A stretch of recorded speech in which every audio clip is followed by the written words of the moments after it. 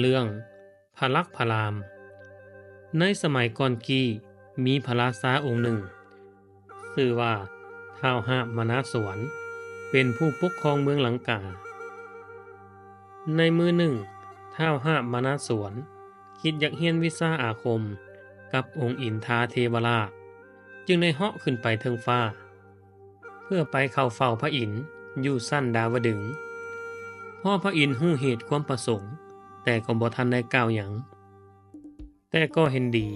นำท้าวหามานาสวน เพราะเห็นว่าท้าวหามานาสวน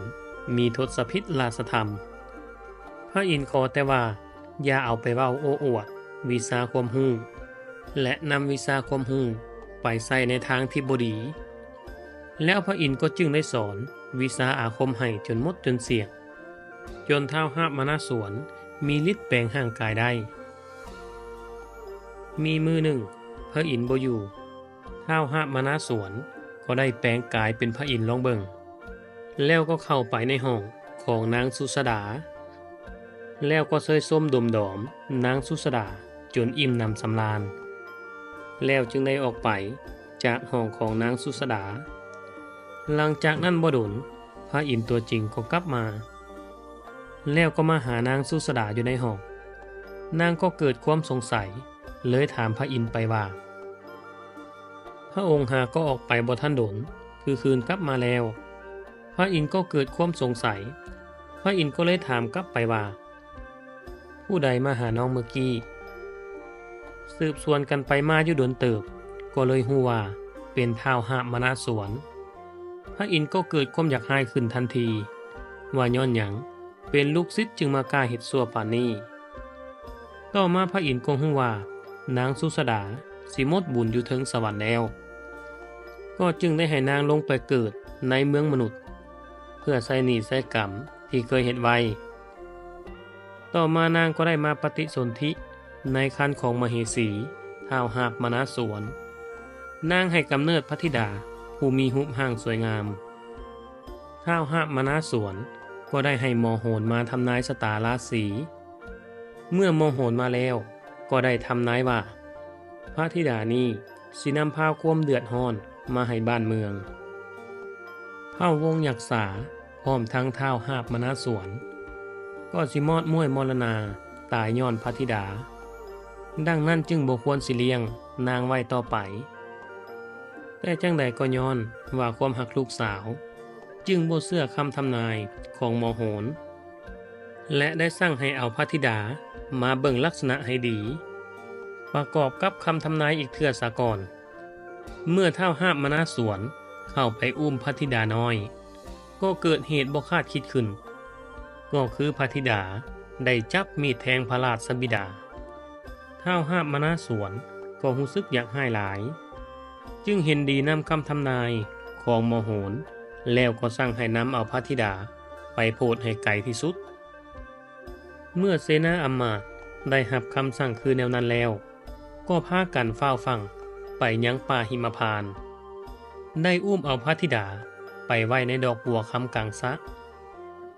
ย้อนบุญญาธิการของนางที่เคยได้เฮ็ดมาพระฤาษีก็เลยย่างมาเห็นก็รู้สึกแปลกประหลาดหลายว่าพระธิดาองค์นี้มาได้จังไดแต่พระฤาษีก็ได้นำเอานางไปเลี้ยงในอาสมของตนแล้วก็ตั้งชื่อให้ว่านางสีดาจันทแจ่มฤาษีตนนี้ได้เนรมิตนิ้วมือเพื่อให้นางดูดกินคือน้ำแต่หากเป็นน้ำนมเมื่อการเวลาผ่านพ้นไปนางสีดาจันทแจ่มก็เจริญวัยได้12 ปีนับมือนางสีดาก็ยิ่งงามไปนะหาที่เปรียบบ่ได้บ่มีบ่อนติตำหนิเลย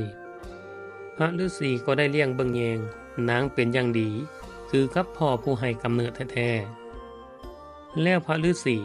ก็ได้เนรมิตปราสาทแก้วอันสวยสดงดงามพร้อมทั้งทาสีผู้หับไส้ให้กับนางสีดาจันทแจ่มให้บริบัติหับไส้นางบ่ให้ห่างกายมือหนึ่งมีพรานผู้หนึ่งเป็นคนเมืองลังกาได้ออกไปหาล่าเนื้อเบื่อป่าเลาะหาอาหารมาหลายมื้อแล้วแต่ก็ยังบ่ได้พอโตจนได้เข้าไปในคงเขตข ของป่าหิมพานต์ก็ได้ไปพบฤาษีกับนางสีดาจันทแจ่มผู้เสริมสะเหลาเก่าเกียงงามแท้กว่าผู้ใดพรานป่าก็เลยเข้าไปถามพระฤาษีว่าพระฤาษีเอ่ยนางผู้นี้เป็นลูกเต้าเล่าเหลนแนวเสื้อผู้ใดคือมางามแท้พระฤาษีก็ได้เล่าสู่ฟังว่านางสีดาจันทแจ่มนี้ออกมาแต่ดอกบัวคำซึ่งเป็นเรื่องที่แปลกหลายแต่ตนก็ได้นำเอานางมาเลี้ยงดูแต่น้อยๆจนใหญ่ปานนี้ละหลังจากนั้นพรานป่าก็ได้กลับเมืองก็ได้นำเอาคำเว้าไปกราบบังคมทูลท้าวหาบมนาสวนผู้เป็นพ่อ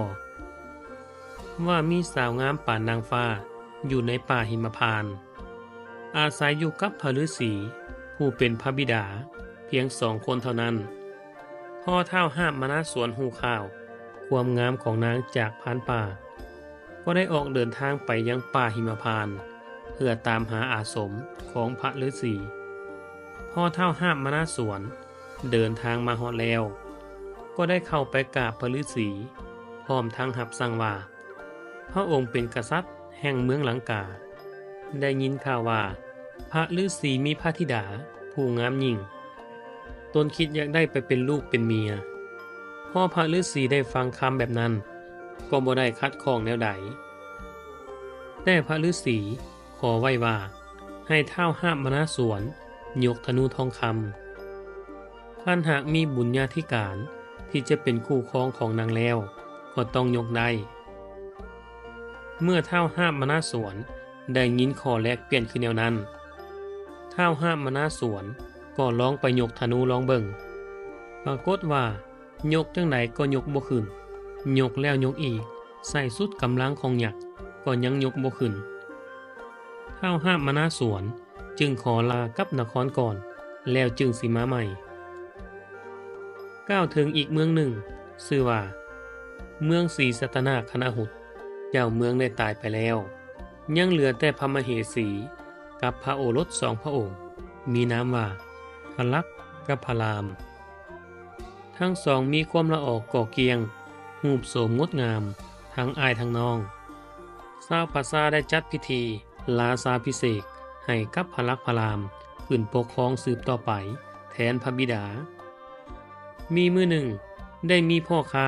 เดินทางมาแต่เมืองลังกาโดยขี่เรือมาตามลำน้ำมาจอดพักเรืออยู่แคมป์ท่าเมืองศรีสัตนาคณหุตก็เลยได้เว้ากราบทูลเรื่องความงามของนางสีดาจันทแจ่มผู้อยู่ป่าหิมพานต์กับพ่อพระฤาษีเว้าให้พระลักษณ์พระรามผู้เป็นเจ้าเมืองได้ฟังพอเมื่อพระลักษณ์พระรามได้ฟังแบบนั้นแล้วก็คิดอยากได้นางมาเป็นเมียก็เลยพากันกราบลาพระมารดาแล้วทั้งสองก็ได้ออกเดินทางผ่านป่าดงพงไพรไปทั้งสองได้ข้ามแม่น้ำข้ามทะเลไปด้วยความยากลำบากจนในที่สุดก็มาฮอดอาสมของพระฤาษีแล้วก็กราบพระฤาษีและกล่าวว่าพวกตนได้ยินข่าวเล่าลือถึงความงามของนางสีดาจันทแจ่มจึงได้เดินทางผ่านป่าดงพงไพรมานี่เพื่ออยากได้นางสีดาจันทแจ่มไปเป็นมเหสีพระฤาษีก็ได้บอกว่าถ้าหากพวกเจ้าอยากได้นางไปก็ยกธนูค้ำให้ขึ้นก่อนพระลักษณ์และพระรามก็ตกลงกับข้อแลกเปลี่ยนนั้นด้วยบุญญาธิการสมภารบุพเพสันนิวาสปรากฏว่าพระรามยกธนูขึ้นได้แบบง่ายดายพระฤาษีก็เลยยกนางสีดาจันทแจ่มให้เป็นพระมเหสีของพระรามแล้วก็ได้กราบลาพระฤาษีและพากันเดินทางกลับคืนเมืองศรีสัตนาคณหุตของตนแต่ก็ยังบ่ทันพ้นสายตาผ่านป่าของเมืองลังกาเมื่อผ่านป่าได้เห็นแนวนั้นก็ได้นำเอาเรื่องดังกล่าวไปกราบทูลท้าวหาบมนาสวนเจ้าเมืองลังกาเมื่อท้าวหาบมนาสวนได้ยินแนวนั้นก็คิดอยากให้อั้งแค้นแน่นสวงทั้งเสียดายนางสีดาจันทแจ่มจึงคิดหาอุบายที่จะเอาชนะให้ได้โดยการเนรมิตเมืองขึ้นมาอย่างสวยสดงดงามอยู่กลางป่าทางผ่านขบวนข ของพระลักษมณ์พระรามเมื่อนางสีดาจันทแจ่มและพระลักษมณ์พระรามสามกษัตริย์ตาธิราชได้ย่างผ่านมาฮอดเห็นคนชาวเมืองย่างผ่านไปผ่านมาพระรามก็คิดรู้สึกแปลกใจหลายว่าเป็นอย่างเมืองนี้คือมาตั้งอยู่กลางป่าดงใหญ่แบบนี้คือบ่มีทางเที่ยวของพ่อค้าแม่ค้าเข้ามาขายอย่างเลยเป็นอย่างคือมาตั้งอยู่กลางป่าดงพงไพรแบบนี้ตอนพวกตนเดินทางมาผัดคือบ่เห็นพระรามก็คิดไปต่างๆนานาหรือว่าพวกหยักมันแปลงแต่งขึ้นมาพระรามก็คิดไปคิดมาด้วยว่าพระรามนี่เป็นคนหอบหู้ตำราธรรมศาสตร์วิชาอาคมก็เลยคิดว่ามันต้องเป็นเมืองที่หยักแปลงขึ้นมาแท้ๆดังนั้นพระรามจึงได้ยิงธนูวิเศษใส่เพื่อทำลายเมืองท้าวหมนาสวนแปลงกายเป็นกาดำเวินไปเวินมาอยู่เทิงฟ้าพระรามก็กวดแก่งธนูยิงใส่กาด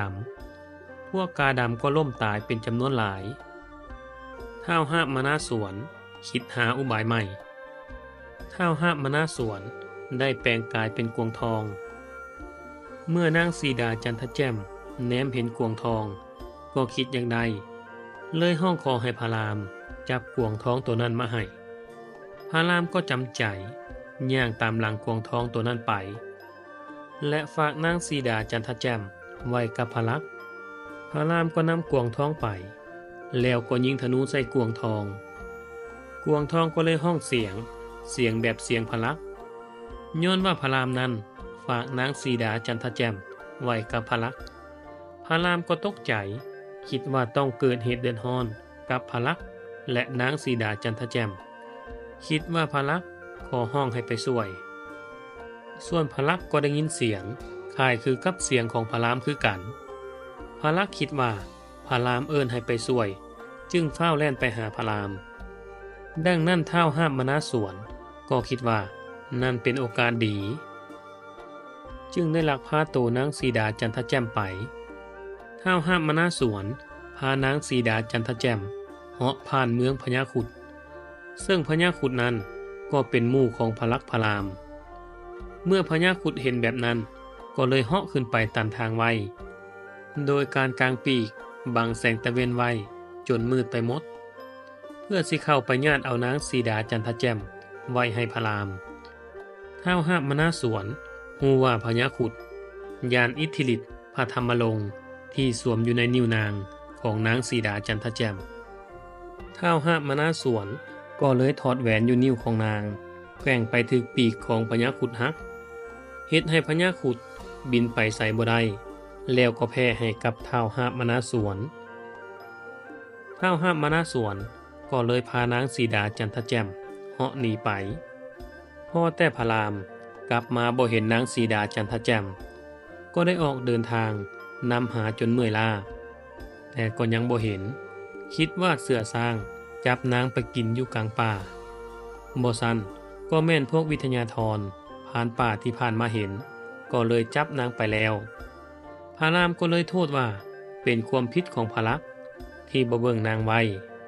ปล่อยให้นางอยู่กลางป่าผู้เดียวพระรามก็ได้เด็ดใบไม้แล้วก็จมมนแนมเบิ่งเสียงเบิ่งก็จึงฮู้ว่านางสีดาจันทแจ่มยังบ่ทันตายฝ่ายพระลักษมณ์ได้เด็ดใบไม้มาจมคือกันย้อนว่าอยากฮู้ว่านางถูกไผลักพาโตไปไว้บ่อนใดในที่สุดก็ฮู้ว่ามีพญายักษ์ผู้มีอิทธิฤทธิ์ลักพาโตนางเหาะหนีไปทางเบื้องทิศบูรพาเมื่อพระรามและพระลักษมณ์ฮู้แนวนั้นก็พากันขี่ม้ามณีกาบเหาะนำไปทันทีจนฮอดเมืองพญาครุฑก็ได้เล่าเหตุการณ์สู่พระลักษมณ์พระรามฟังตนนั้นก็คิดเสียใจหลายที่บ่สามารถช่วยนางสีดาจันทแจ่มไว้ได้พระรามก็ได้ช่วยรักษาปีกให้พญาครุฑจนคืนมาบินได้คือเก่าหลังจากนั้นพระลักษมณ์พระรามก็ลาพญาครุฑเดินทางนำหานางสีดาจันทแจ่มต่อไปลายฟ้าลาปีจนพากันอิดเมื่อยมีมือหนึ่งก็ได้พากันไปพักเซาอยู่ใต้ต้นมณีโคตรซึ่งกำลังออกลูกแดง สุกงามเต็มต้น ต้นมณีโคตรต้นนี้มีอยู่3 ง่าหนึ่งนั้นสี่ไปทางทิศตะเวนออกขั้นภายได้กินง่านี้ขี้ห้ายเกิดเป็นดี จะกลับกลายเป็นคนงาม หาบอนเปรียบบ่ได้ง่าที่สี่ไปทางทิศใต้ขั้นภายหากลงมากินก็สิกลายเป็นลิง และง่าที่สี่ไปทางทิศเหนือขั้นภายหากลงมากินก็สิกลายเป็นนกยางพระลักษมณ์พระรามเห็นหมากมณีโคตรสุกงามหลายย้อนความหิวโหยจึงได้พากันปีนขึ้นไปกินหมากมณีโคตรพระรามกินหมากทางทิศใต้เลยได้กลายเป็นลิงพระลักษมณ์กินหมากทางทิศตะวันออกก็เลยกลายเป็นผู้งามกว่าเก่าพอพระลักษมณ์เห็นพระรามกลายเป็นลิงก็เลยนั่งไห้ย้อนว่าอีตนอายพระลักษมณ์ก็เลยต้องอยู่เฝ้าพระรามเพื่อหวังว่าพระรามสิไปกินหมากมณีโคตรง่าทางทิศตะวันออกสิได้กลับกลายมาเป็นคนคือเก่าแต่ลิงพระรามนั้นก็บ่ยอมกินจักเถื่อย้อนว่ามีกรรมเก่าเลยเฮ็ดให้เป็นลิงแบบนั้นนี่คือเรื่องพระลักษมณ์พระรามตอนที่1ส่วนจะเป็นแนวใดนั้นถ้ารับชมต่อไป